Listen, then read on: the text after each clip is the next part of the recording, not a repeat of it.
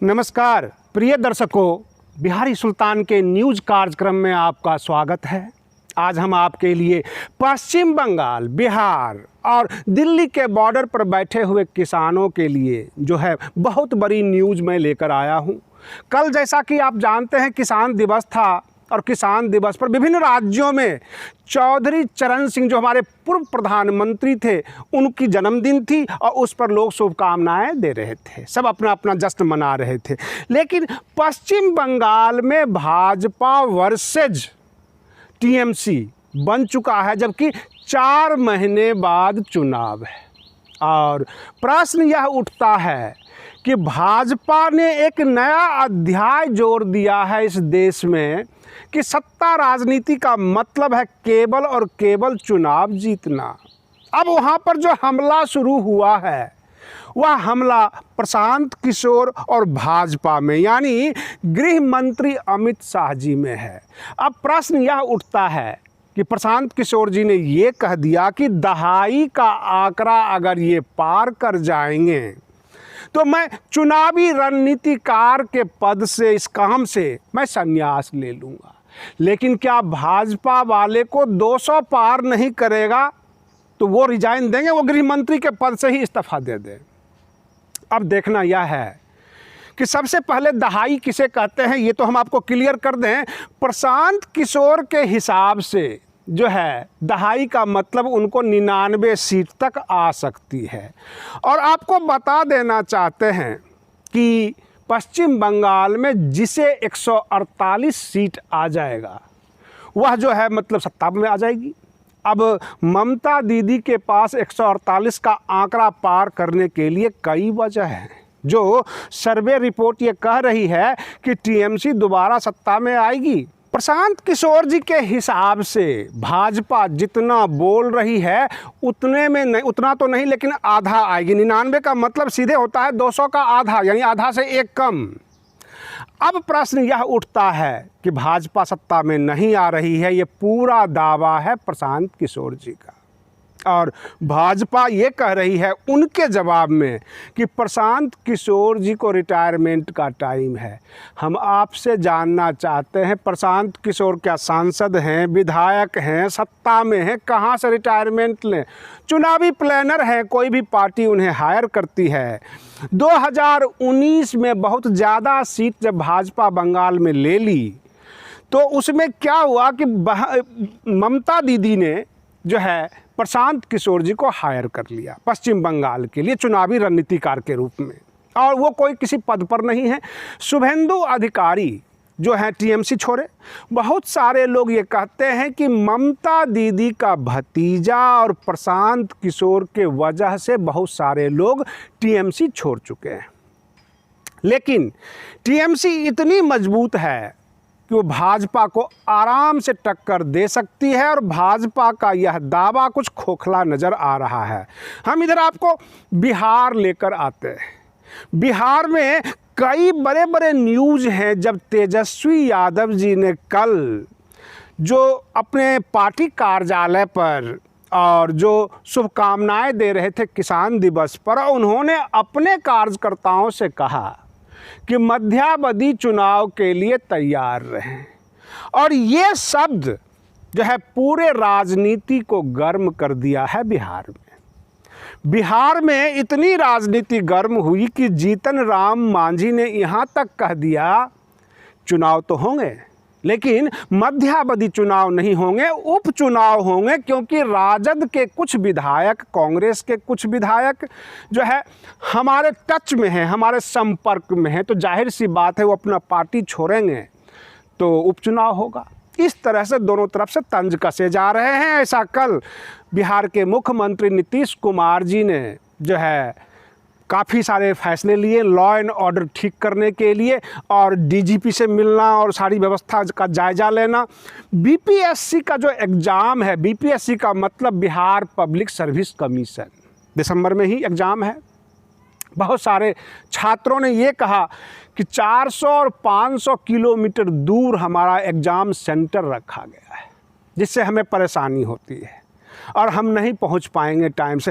कहने का तात्पर्य जो भागलपुर का स्टूडेंट्स है उसको सासाराम में सेंटर दे दिया, और जो सासाराम का स्टूडेंट है उसको बांका में दे दिया।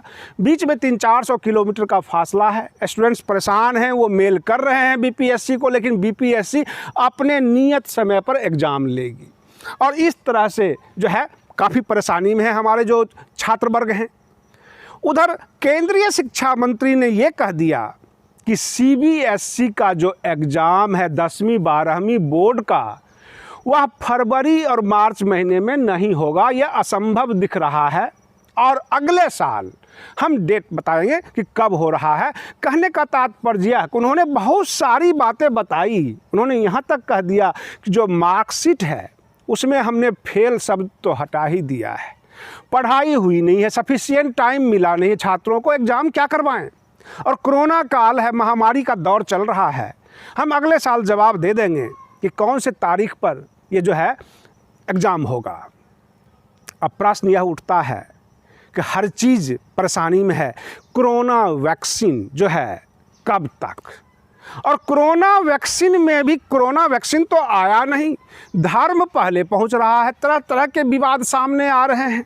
हम इसकी चर्चा अगले वीडियो में करेंगे कि ये धर्म का लफड़ा क्या है।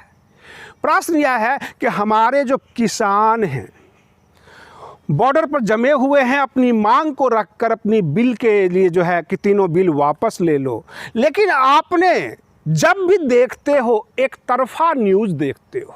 गोदी मीडिया भाजपा के समर्थन में बना देती है, सरकार के समर्थन में बना देती है। जो उनके खिलाफ हैं सत्ता पक्ष के, वो विपक्ष के समर्थन में बनाती है। निष्पक्ष जो है न्यूज़ बहुत कम लोग दे रहे हैं। मैं आपको बताऊं असलियत क्या है, भाजपा क्यों पीछे भाग रही है, किसान की क्यों नहीं सुन रही है। हमने ये पाया है, किसानों का देखा है। किसान अपनी मांग को लेकर दिल्ली बॉर्डर पर पहुंचे, वहाँ पे बुद्धिजीवी और पोएट के लिए मांग रखना क्या जायज़ है कि जो लोग जेल में बंद हैं, जितने एक्टिविस्ट हैं, उसको रिहा करो। भाजपा ऐसे ही बिंदु को पकड़ लेती है। जब वाम दल वाले उसके बीच में बैठते हैं तो वो ये कह देते हैं कि 62 में जो लोग चाइना का समर्थन कर रहे थे वे लोग जो है किसान आंदोलन के बीच में हैं। यहाँ प्रश्न ये है कि 62 का आज की तारीख में जो है 58 साल हो गए, और जाहिर सी बात है 58 में कम से कम 20 साल और जोड़ दीजिए तो 78 साल का बुजुर्ग जो होगा वही उस वक्त 62 में भारत का विरोध कर रहा होगा या चाइना का समर्थन कर रहा होगा। वहाँ पे 40, 50, 30, 35 के जो युवा हैं वो अगर भीड़ का हिस्सा हैं तो जाहिर सी बात है 2-4 वाम दल वाले, 2-4 जो है एक्टिविस्ट, 2-4 ऐसे पोएट जिन्होंने अवार्ड वापस किए होंगे, उनकी क्या ज़रूरत है उस किसान आंदोलन के बीच में जाकर शोर मचाने का। या उनको कोई प्लेटफॉर्म नहीं मिलता, या अपना पक्ष रखने के लिए कोई हुजूम नहीं मिलता है। एक बड़ा किसानों का हुजूम है और बगल में जाके चिपक जाओ और उनको भी बदनाम कर दो। सत्ता पक्ष इसी मौके की तलाश में रहती है कि इनको कैसे बदनाम किया जाए। और वो ये नहीं कहते, किसानों को कहते क्या है, अन्नदाता किसान हैं, मालिक हैं, लेकिन उनके बगल में जो बैठे हुए लोग हैं उनको वो टारगेट करते हैं। 6 पॉइंट रखा गया सत्ता पक्ष के सामने, 5 पॉइंट को छुआ भी नहीं भाजपा ने। और 6ठे पॉइंट में ये लिखा हुआ था कि जो भी एक्टिविस्ट जेल में हैं, जिनको आपने बंद कर दिया है, जिसको आप अर्बन नक्सल कहते हो, पोएट हैं, बुद्धिजीवी हैं, इनको रिहा करो। और उसी पॉइंट को लेकर बैठ गए संबित पात्रा जी और प्रेस कॉन्फ्रेंस कल करने लग गए।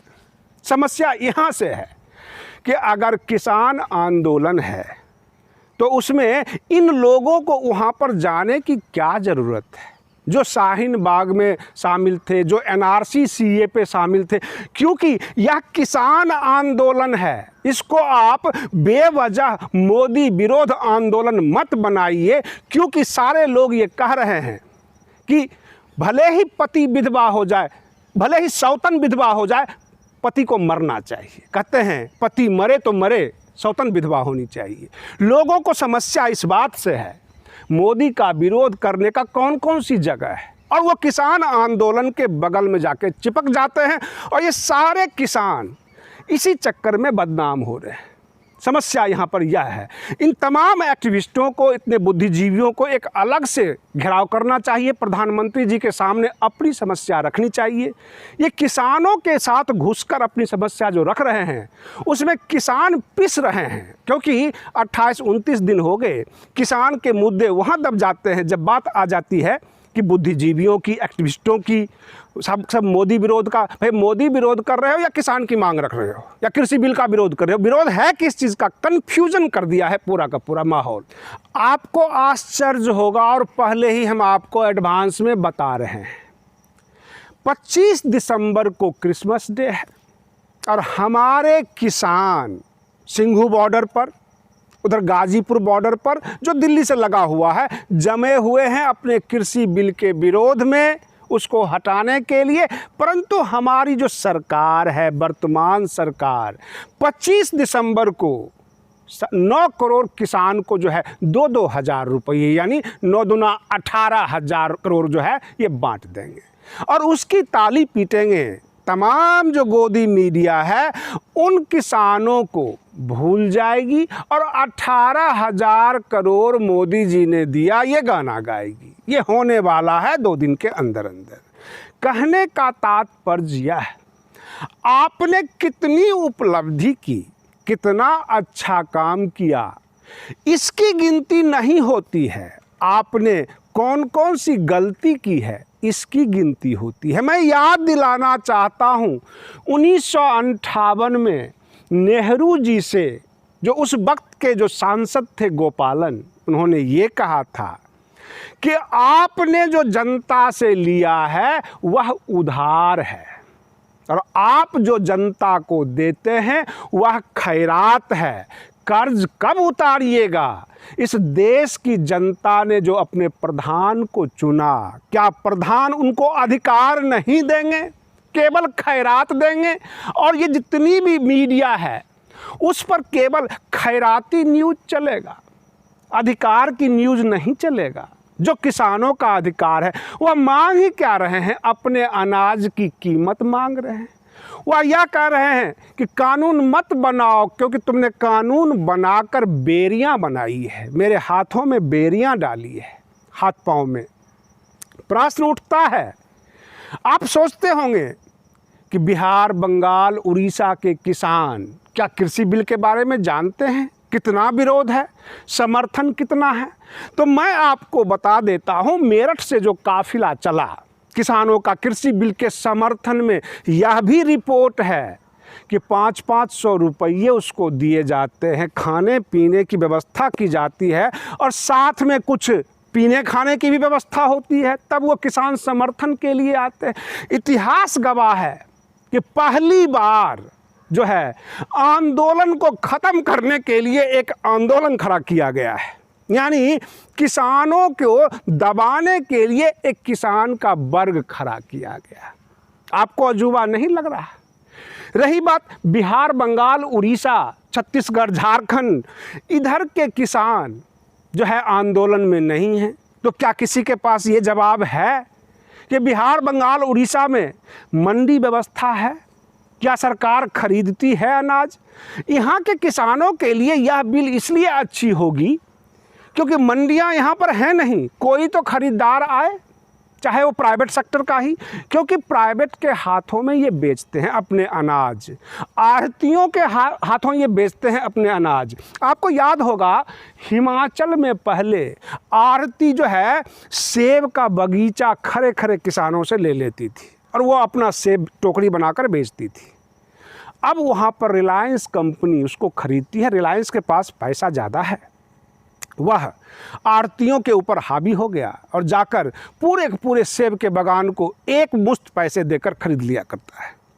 ठीक उसी तरह जो व्यवस्था बिहार, बंगाल, उड़ीसा में छोटे छोटे पैकार उसको बोलते हैं, जो अनाज खरीदते हैं, आढ़ती उसे बोलते हैं, वो खरीदते हैं, और आढ़ती सब खत्म हो जाएगा, बड़ी कंपनियां आएगी, किसानों को एक मुश्त पैसा मिल जाएगा, यहाँ के किसानों को फ़ायदा हो सकता है। इसलिए जो है पश्चिम बंगाल, बिहार, उड़ीसा, झारखंड, छत्तीसगढ़, यहाँ के किसान ज़्यादा उग्र नहीं हैं। अब रही बात ये, महाराष्ट्र के किसान भी चल चुके हैं दिल्ली के लिए। दिल्ली बॉर्डर पे जो जमा है किसान, उनके समर्थन में कुल मिलाकर पूरा देश आंदोलित हो रहा है और सरकार अपने कान में तेल डालकर सो रही है।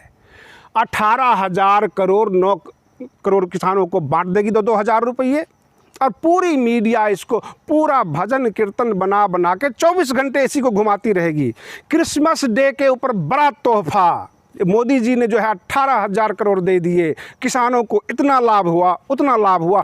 इस तरह से हाथ पांव चमका चमका के इनके एंकर बताएंगे, क्रिसमस डे मनाएंगे, और जो सिंघू बॉर्डर या गाजीपुर बॉर्डर पर किसान बैठे हुए हैं उसको भूखे मरने के लिए छोड़ देंगे।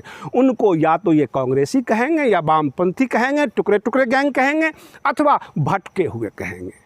सर्वोच्च न्यायालय सवाल करती है, ये घुमा फिरा के इधर उधर के जवाब दे देते हैं। इसका हल क्या होगा ये तो भविष्य बताएगा। आप बने रहिए बिहारी सुल्तान चैनल पर। हम फिर मिलते हैं अगले वीडियो में, तब तक के लिए धन्यवाद।